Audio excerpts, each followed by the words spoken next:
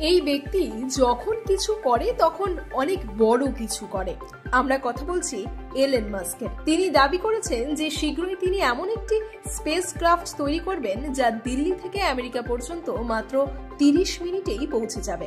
এখন আপনিও হয়তো ভাবছেন যে মাস্ক আমাদের দিনে দুপুরে স্বপ্ন দেখাচ্ছেন, কিন্তু তার আত্মবিশ্বাস দেখে মনে হচ্ছে আগামী সময়ে এটি সম্ভব হতে পারে। এলন মাস্কের কোম্পানি স্পেস এক্স এই প্রকল্পে কাজ শুরু করেছে। মাস্কের লক্ষ্য হলো বিশ্বের সবথেকে বড় শহরে 1 ঘন্টার মধ্যে পৌঁছানোর ব্যবস্থা খোঁজা। স্পেস এক্স ইতিমধ্যেই একটি 395 ফুট দীর্ঘ স্পেস ক্রাফট তৈরি করেছে, যা স্টেইনলেস স্টিল দিয়ে তৈরি। স্বাভাবিকভাবে স্টিলের তৈরি হওয়ার কারণে এটি বেশ হালকা হবে।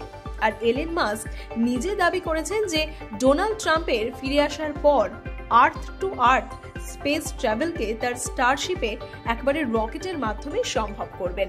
যদি এমনটি হয় তবে এটি পরিবহন শিল্পে একটা বিস্ময়কর ঘটনা তো ঘটাবেই। 10 বছর আগে পরিকল্পনাটা কিন্তু একদম তৈরি। স্পেস এক্স 10 বছর আগে স্টারশিপের পরিকল্পনা তৈরি করেছিল।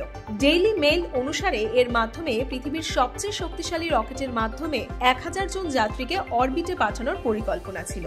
তবে এই স্টারশিপ মহাকাশের অন্ধকারে না গিয়ে পৃথিবীর সমান্তরাল পথে উড়ে অন্য কোনো শহরে গিয়ে অবতরণ করবে। কিন্তু কত দ্রুত, কতটা দূরত্ব সেটা জানতে হবে।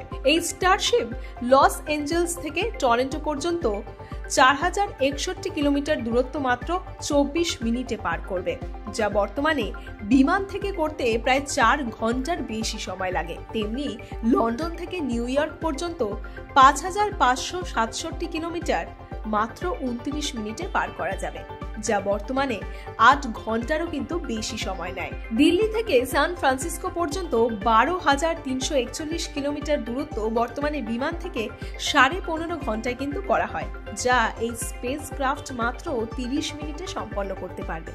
ভাবতে পারছেন এবার যাত্রীদের জন্য গ্র্যাভিটি এক্সপিরিয়েন্সটা কেমন হবে?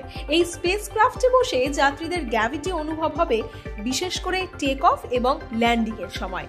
এমনকি লো গ্র্যাভিটির কারণে উড়ানের সময় তাদের সিট বেল্ট বাঁধতে হবে। এক্স ইউজাররা এই স্পেস ক্রাফট নিয়ে একটি ভিডিও কিন্তু সোশ্যাল মিডিয়াতে শেয়ার করেছেন, যেখানে বলা হয়েছে পৃথিবী থেকে পৃথিবী যাওয়ার এই স্পেস ক্রাফট ট্রাম্পের ফিরে আসার পর কিন্তু শীঘ্রই বাস্তবে এবার রূপ নেবে।